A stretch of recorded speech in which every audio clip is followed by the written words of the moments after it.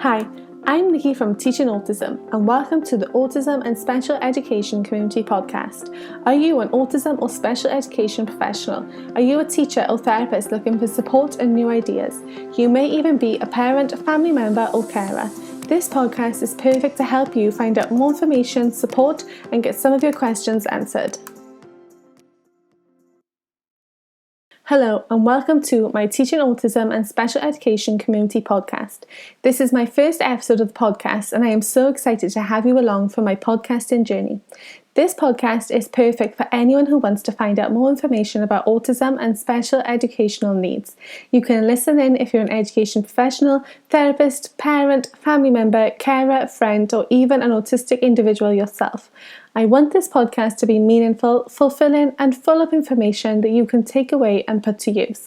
My podcast episodes will be short and sweet because we all know how busy life gets. First, let me introduce myself. My name is Nikki and I am the face behind Teaching Autism. You can find me at teachingautism.co.uk, on Teachers Pay Teachers under Teaching Autism, as well as on all forms of social media, Facebook, Instagram, Twitter and Pinterest. I pride myself on specialising in making curriculum resources and activities for autistic and special education students, classrooms and homeschool environments. I have over 8 years of experience working within a special needs school, specifically with children diagnosed with autism. I started teaching autism because throughout my career I would spend countless hours making so many different engaging activities and resources that I knew my students would love. I would adapt curriculums and targets and make resources that the students would find interesting and would align with their hobbies and interests. This would take me so much time, and as a teacher that time is valuable. By starting Teaching Autism, I'm able to provide those resources and activities ready for teachers without taking away more of their precious time. My favourite story that I always tell people is when I made an entire curriculum out of Yankee Candle theme resources. The student loved Yankee candles and these resources were the best way to get them engaged and interested in learning. When I first started teaching autism, I just wanted to be able to share some ideas and experiences of what I do in my classroom. Fast forward and this has become bigger than I could have ever imagined. Our website is full of informative blog posts that have helped professionals and carers all around the world. Our social media profiles have become full of questions and answers through private messages and my email blows up. And I love it. I love being able to connect with others all around the world. I came into this field because I want to help. I want to help wherever I can, and if I can, I will. I love to see the positive impact that teaching autism has had on others all around the world. Looking after ourselves. Whether you're a special education teacher, a therapist, a family member, or even a parent who's going through this alone, it's important that we are taking care of ourselves and looking after each other. In the world of autism and special needs, I think we all know how quickly time can get away from us. We devote so much of our time to our children and students and making sure that they have the best day, avoid meltdowns, and ensure they have our full attention. I honestly think until you have experienced this life for yourself, nobody realises the demands that are placed on us. First, I'm going to talk about teachers, teaching assistants and education professionals because, let's face it, demands on teachers are growing more and more each year, which means demands on our teaching assistants grow as well. As teachers and education professionals, we spend so much of our time tailoring our activities to suit individual students. We always ensure to have good classroom management and positive behaviour management strategies in place. And these are more often than not personalised to our individual students. Every one of our students is different, which means we spend longer working on anything because we want to personalise it for them. We want to make the resources and activities suitable for our individual students, and that's what makes a great special education professional. However, what people don't realise is the work that goes into this and the time. Class sizes are growing, and they are bigger than when I first started over 8 years ago. Sometimes this comes with extra members of staff, but with budget cuts taking place all over, this isn't always the case. And with staff shortages, this means a lot of teachers no longer get to do resource preparation or any extra work inside class time, which means a lot of us are taking work home all the time. Evenings, weekends and school holidays. Do you ever talk to people, say you work in a school, and their reply is always, "Oh, I'd love to have all that time off." Does your face twitch? because I know mine does. What time off? The time off is spent working. It's about getting resources ready for back to school, changing the classroom theme, thinking up new behaviour strategies. There's always something we're working on. And this has to stop. Teacher burnout is on the rise, and you probably don't realise you're heading towards burnout until it's too late and you're there, crashed and burned. How do you know if you have teacher burnout? Oh, you'll know. Some people say it's just like stress, but it's not. It's more than stress. It's when you have so little energy you can barely function. The thought of socialising with friends and family or anyone makes you groan. Your temper and your patience, they're a lot shorter. And it might not be at school, it could be at home. When you come home and your partner hasn't done something you asked, usually it will go over your head. It's something small and smilly. But now it really bugs you. You're quicker for an argument. Your mood is always down. You don't see the positives in anything anymore. You are being Debbie Downer and negative Nelly. You don't feel well rested, even after a long weekend. You are both emotionally and physically drained. Have you ever got to the point where you're so exhausted you can't even have a conversation? Your words sort of tumble out of your mouth, not making any sense, and you just can't think of a way to get that sentence out. You may be sleeping all the time, or you may not be sleeping at all. You might be lying awake all night thinking about all the things you need to get done, worrying and stressing. You just can't switch off. On top of all this, your health can start to take a hit. Headaches and chest pains are always to the top linked with this. Now, on to parents, families and carers. You guys, you deserve medals. Honestly, I don't know how you do it. And those of you who homeschool as well, you guys are amazing. Autism and special needs are hard. Don't get me wrong, they're amazing. I have loved working with and connecting with every single student I've ever encountered. But I think we all know it's exhausting on us too. And for me, in a school setting, I knew at 3:30 my day was pretty much finished in regards to the children. Now, on to parents, families and carers. You guys, you deserve medals. Honestly, I don't know how you do it. And those of you who homeschool as well, you guys are amazing. Autism and special needs are hard. Don't get me wrong, they are amazing. I have loved working with and connecting with every single student I've ever encountered. But I think we all know it's exhausting on us too. And for me, in a school setting, I knew at 3:30 my day was pretty much finished. But what was always in the back of my mind was the family member or carer who was going to greet that child coming home, especially if they'd had a bad day or they were unhappy going home. Because I know that some of the children I have worked with could have meltdowns for hours on end in the evenings.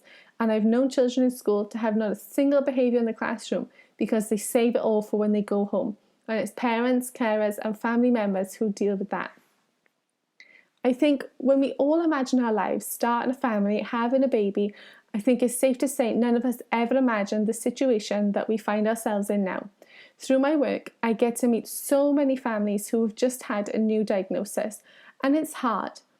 Sure, some have been expecting it and they've already come to terms with autism, but for others it's really hard. It hits them in the face at 70 miles an hour. They thought they were ready for it, but when those words were officially spoken and their child was diagnosed, it opens up a whole new bout of feelings. Being able to work with parents at this stage has always been so rewarding for me because I get the chance to help. I get the chance to offer my experience and the experiences I've had with other parents. I get the chance to tell them it's okay. I've had parents tell me that they felt like after the diagnosis, they needed to grieve for the child that they first imagined. And that's okay too, because now you have answers. You know why your child does that. You can understand and you can learn more. And of course, you can get the support that you, your family and your child need. You don't have to be a teacher to get burnout. And I think we all need to bear in mind that parents, families and carers can get burnt out too. Picture a trip to the park. So easy for most families, right? But when you've got to prepare for all eventualities, it's tough. Taking 2 extra pairs of clothes, extra socks and shoes, because we know if they get wet or a little bit dirty, that's going to be it. We use the backpacks with reins so the children can walk off and have some independence, but we know they're safe and we can still keep them near us. Visuals. These are really important for many of my children because they're non-verbal or pre-verbal.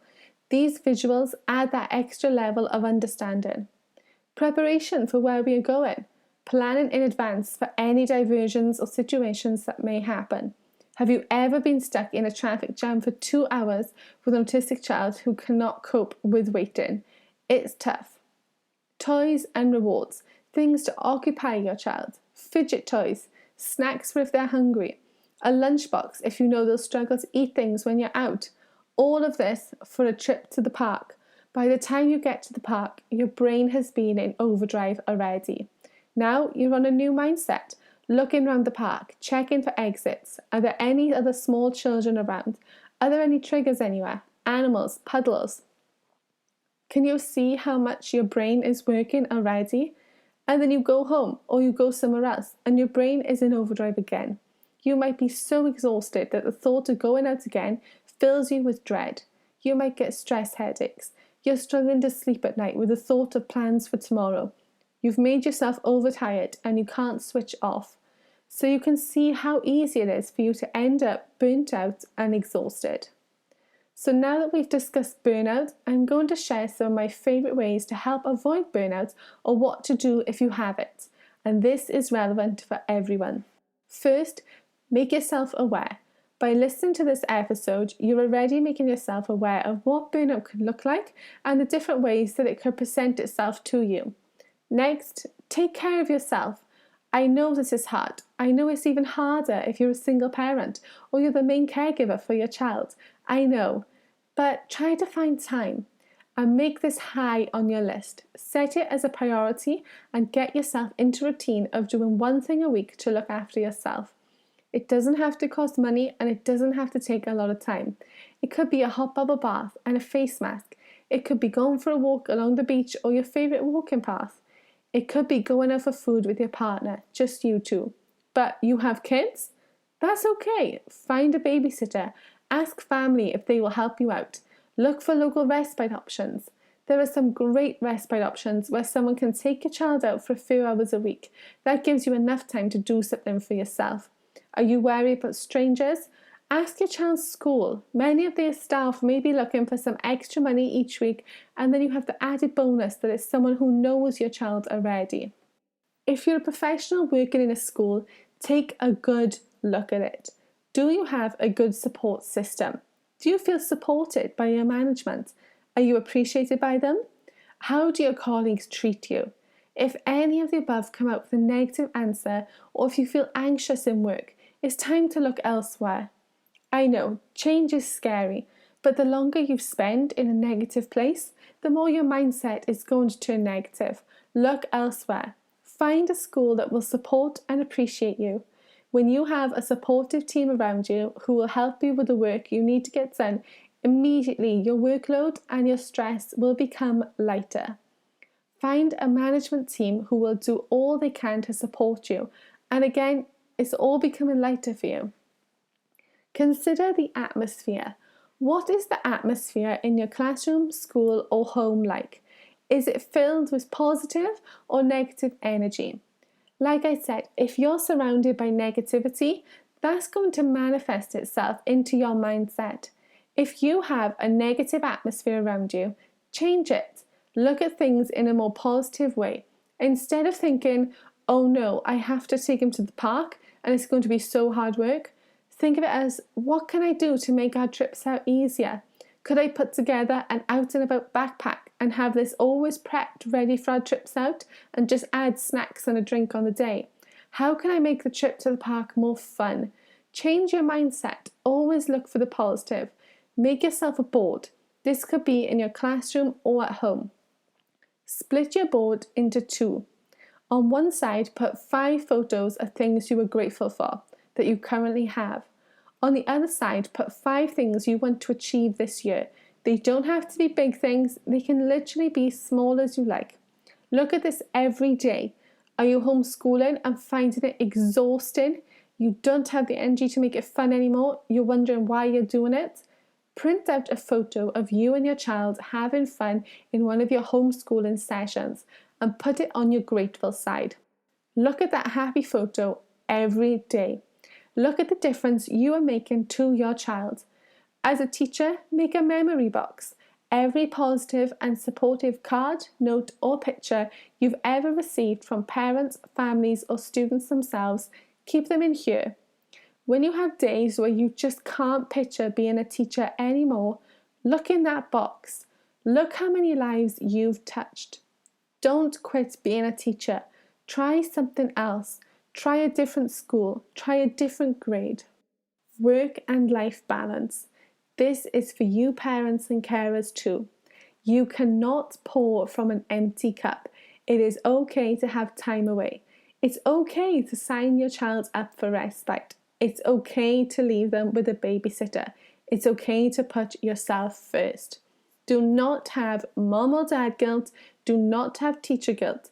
Are you really sick and you can't go into work, but you have to because you feel guilty for your students? No. Go back into bed and take care of yourself. Is your child having a hard week and you are drained both physically and emotionally? Find a way to have a break from them. It's okay to need a break from them. I think it's healthy for parents to remember that they are people too, and they're all the other things in the world, as well as being a parent. Join local support groups and become friends with families in the area. A lot of these run private events for groups, like in soft play centres, cinemas, and swimming pools. Go to these, socialise with others, realise you're not alone, and blow off steam with them. If this podcast today teaches you anything, please let it be to remember to take care of yourself. Don't be so busy taking care of everyone else that you forget about you. We love our students and kids. Of course we do. They are the most wonderful people in our lives. And it's okay to have bad days where you need a break. If you want to learn more about self-care and burnout, visit my website teachingautism.co.uk. I'm also going to link into the show notes my upcoming free Teacher Self-Care Burnout Challenge. It runs for 10 days through email and is totally free. Although for teachers, this can also be adapted to be used by parents, families, and carers. This challenge is literally going to turn your life around. It will help you set up a new self-care regime and habits and get you into the self-care mindset. You'll get a challenge each day in your inbox, but don't worry, they aren't huge challenges. They're small and quick. But once you start putting these into place, it's like a domino effect. Small steps lead to giant achievements. The challenge will be starting on the 10th of June and it runs for 10 days. On your first day, you'll receive an email with a self-care booklet and tracking page. Your tracking page is going to help you track your mental well-being and physical well-being over the 10 days of the challenge. Then you can reuse it as often as you like to track your well-being. So, are you ready to take control, work on your self-care and accept my challenges? Then click to see the show notes, follow the link and sign up to my free 10-day self-care challenge. Thank you for listening to my first Teaching Autism and Special Education Community podcast. Next week, I'm going to be sharing my best tips for transition with you. I'm so excited to share them. These are all things that I've put into practice over the years and I've always had positive experiences with them. I can't wait to share them. Thank you for listening and I'll see you next time. You've been listening to Teaching Autism and Special Education Community Podcast hosted by Nikki from Teaching Autism. Check out our website teachingautism.co.uk for resources, informative blog posts, training, ideas and strategies that you can put into place both in the classroom and at home.